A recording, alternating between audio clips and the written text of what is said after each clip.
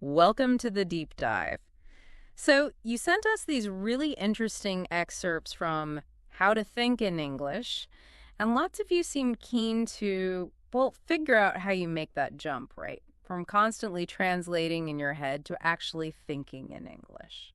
Yeah, that leap is the goal for so many learners, isn't it? Avoiding that constant mental calculation. Exactly. So, our mission today isn't just to tell Anna's story from the book. We want to kind of dissect it, pull out what really worked, the core ideas about learning a language this way. And maybe uncover some of those aha moments that the source material mentions, the surprising little breakthroughs. Okay, let's dive right in then. What kicks things off for Anna? Well, it starts with this real frustration, the translation fatigue, and then crucially, a decision, like a clear moment. Okay, from today, I think in English. Not just I'll try, but I will. Precisely. And what's fascinating is what she does next. It's not some complex study plan. It's, well, simple stuff. Whispering in English, making coffee. Talking to her cat, Milo, it says here. Right. It suggests that sometimes the first step isn't about massive effort, but just starting small, intentionally, without waiting. Yeah, no waiting for the perfect conditions or feeling ready. She just jumped in. And those training walks. Yeah. Mentally describing things she sees. Right. Trees, cars, people, in English. Stumbling over words, I imagine. Oh, for sure. Repeating them, making mistakes. But the key is she kept doing it. It's like actively rewiring her brain. And then recording her voice for the first time? That sounds significant. Definitely. It makes it real, doesn't it? Takes it out of your head. It's a kind of feedback loop, even just for yourself. More tangible than just thinking. So her initial plan wasn't super rigid then. It was more like a collection of habits. Seems like it. This English mind mission, as she called it. Self-talk. Watching shows, sometimes with subtitles, sometimes bravely without. Listening to music, trying to catch lyrics. Yeah, repeating them, just surrounding herself with sounds and trying to describe everything. And importantly, celebrating the tiny wins. Which brings us to that pasta moment. Right. Cooking. Something goes wrong. And out pops. Oh no, not again. In English. Without thinking about it. Exactly. That's not a translation. That's a reaction. Yeah. That feels like the first real taste of living in the language, not just studying it. A shift from deliberate effort to something more instinctual. Mm-hmm. And that continues, doesn't it, when we get to this idea of the voice in her head changing. Yeah, apparently triggered by just getting an email in English. Seems mundane.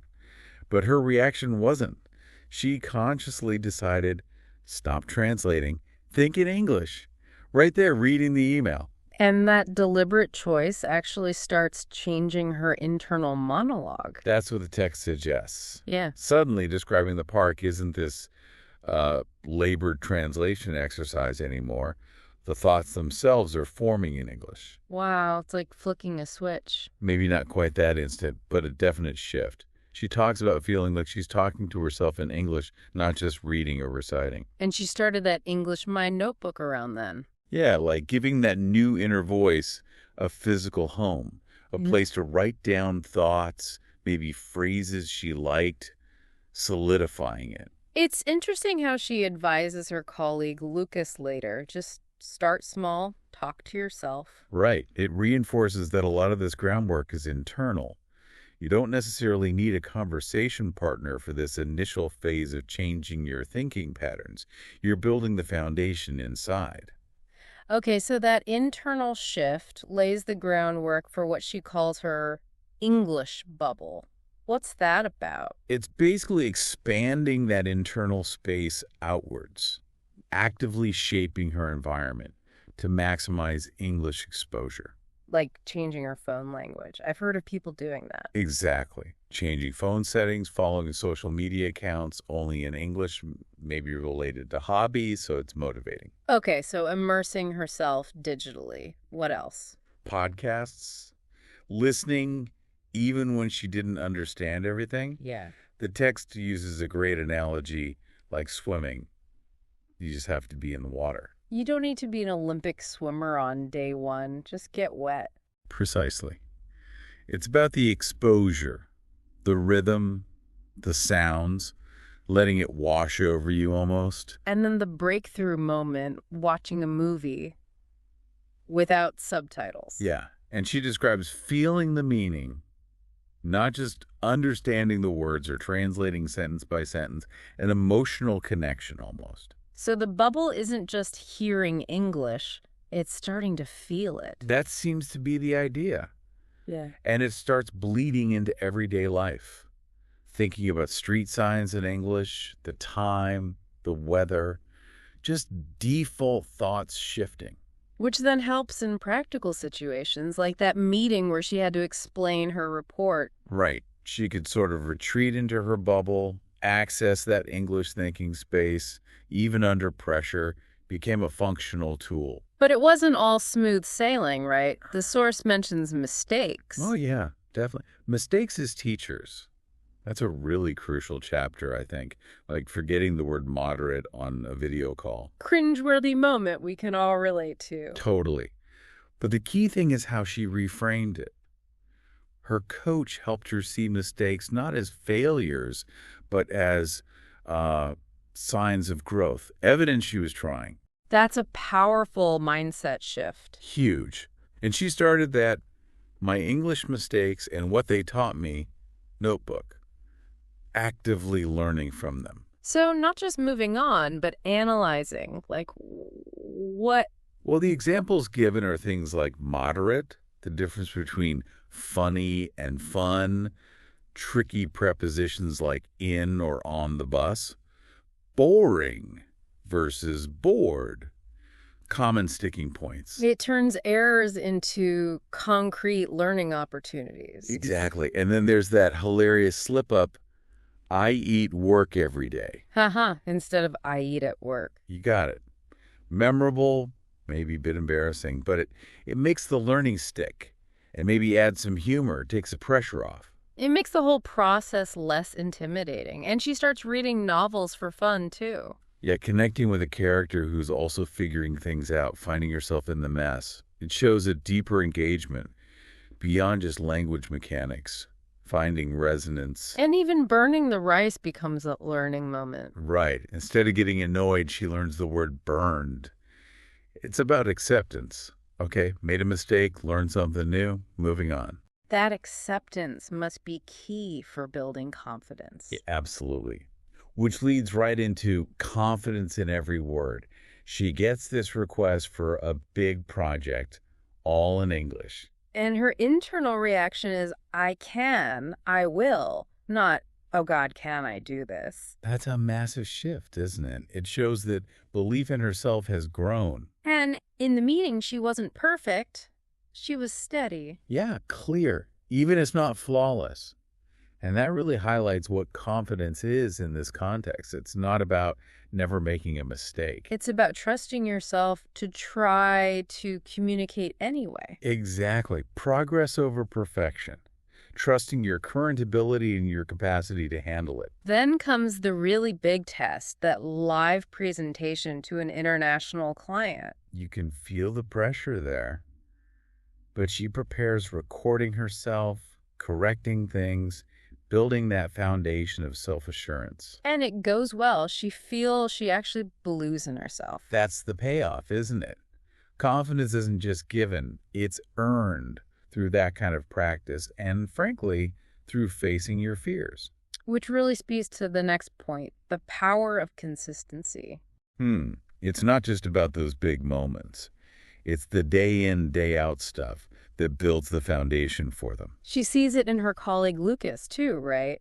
His confidence growing just from daily practice. Yeah, it reinforces the principle for her. And then her own moment, understanding a really fast-paced English podcast. Something that might have been impossible before. Right. It's concrete proof of progress, a direct result of just sticking with it. Consistent listening pays off. Her boss notices too, gives positive feedback. And Anna realizes it's not just about sounding good, it's about feeling comfortable, feeling at ease in the language. That internal shift again. So that ease she feels later in that complex meeting with the UK client. That's the direct result of all those small, consistent actions adding up over time. It demonstrates the compound effect of practice. But it's hard to stay consistent if you beat yourself up constantly. Which brings us to patience. Yes, patience and self-compassion. Yeah. So important. Because progress isn't linear, is it? There are plateaus, moments of frustration. Like mixing up effective and efficient in a meeting, even after all that progress. It happens. But notice her reaction. She calmly corrects herself. She doesn't spiral. That shows maturity in her learning mindset. Learning to be kind to yourself during the process. Absolutely essential. It's a marathon, like we said. You need grace for the moments you stumble. Her more relaxed attitude in the Canadian client meeting, focusing on the message, not every single grammatical detail, shows that self-acceptance. That really ties into the beauty of progress, doesn't it? Shifting away from chasing perfection. Completely. When her colleague Carlos asks how she got so good, her answer isn't about some magic trick. It's about consistency, effort, and crucially, enjoying the journey. Valuing the steps forward, not just some distant finish line. Right. And you see it in her approach to that next challenging presentation. She feels calmer, trusts her skills more. The client even comments on her improvement. That must feel good. Validation, definitely. It shows her effort is visible. And it connects back to that bigger idea. Language isn't just a work tool. It's about connecting, becoming more open. Which requires pushing boundaries sometimes, stepping beyond comfort. Like deciding to attend that international marketing conference, all in English. That sounds like a huge leap. It is a deliberate choice to put herself in a demanding environment. You can imagine the initial nerves. But she pushes through, feels ready, and the presentation is a success. Apparently so. Yeah. Gets good feedback. And then she even joins a speaking skills workshop there. Meets Maria from Spain. Reinforcing that progress, not perfection idea with other learners. Exactly. It underlines that real growth happens when you stretch yourself, when you operate outside that safe zone.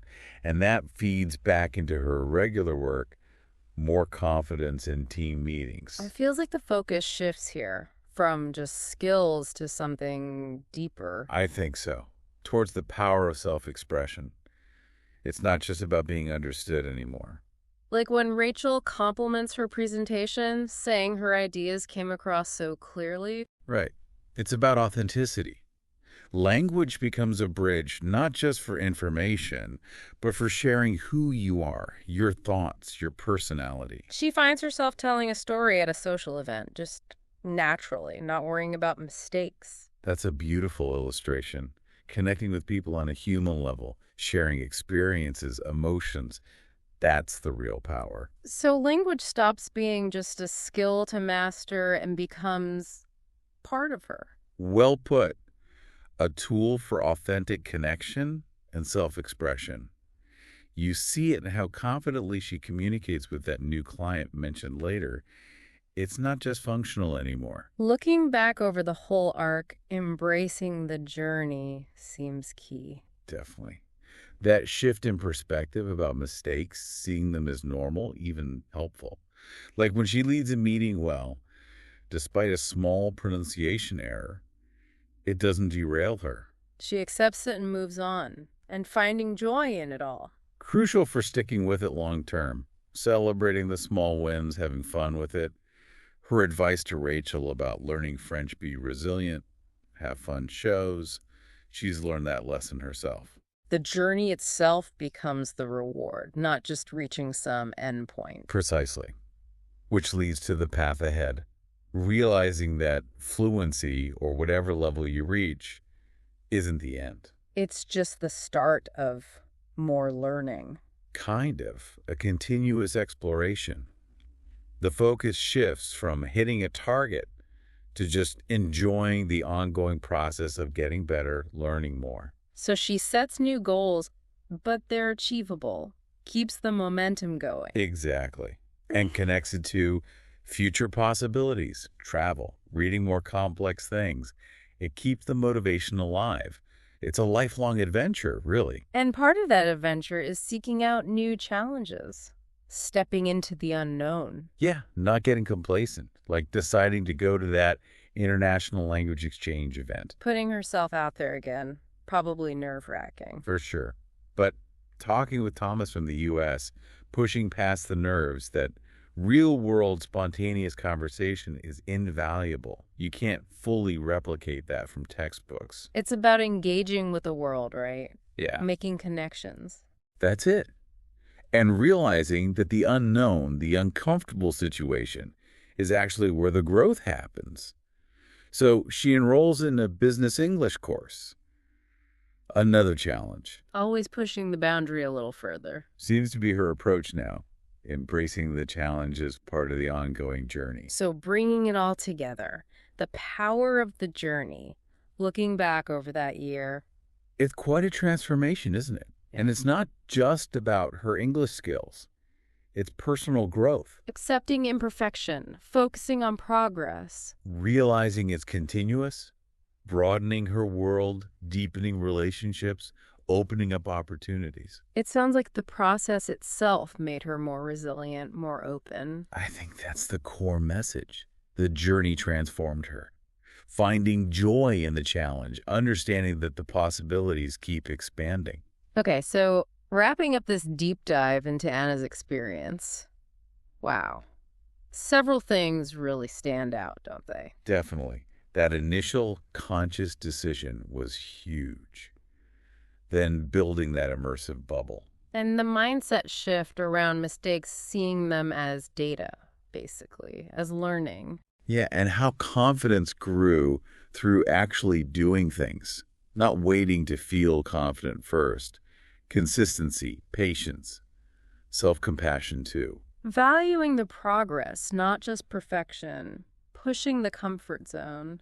And ultimately discovering language as a way to truly express herself and connect, embracing it as a lifelong journey. So thinking about you, the listener, maybe you're learning a language, maybe something else entirely. You can see the parallels, right? Absolutely. Intentional practice, creating the right environment, learning from slip-ups, keeping that growth mindset, these apply everywhere. They really do. It's not just about English, it's about how we learn and grow in anything. So here's something to mull over, perhaps, thinking about Anna's journey. How can you, in whatever you're pursuing right now, actively cultivate that same mindset, that embrace of the process, celebrating the small wins, and consistently, maybe even gently, challenging yourself? How can you make the journey itself the focus? Food for thought.